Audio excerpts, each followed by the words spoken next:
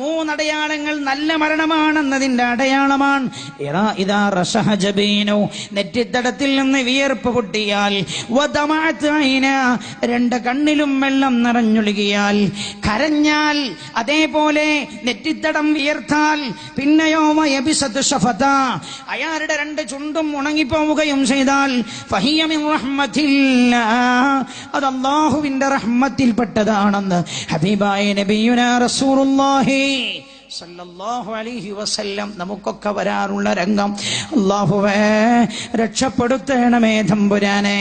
നെഞ്ചിലേക്കെത്തിയ റൂഹദ, നാലാം സംഘം മലക്കുകൾ വരികയായി, പിടിച്ചു വലിക്കുന്നു ഓരോ കോശങ്ങളിൽ നിന്ന്. നിങ്ങൾ ആലോചിച്ചൊക്കെ വേദന എത്രയാവും.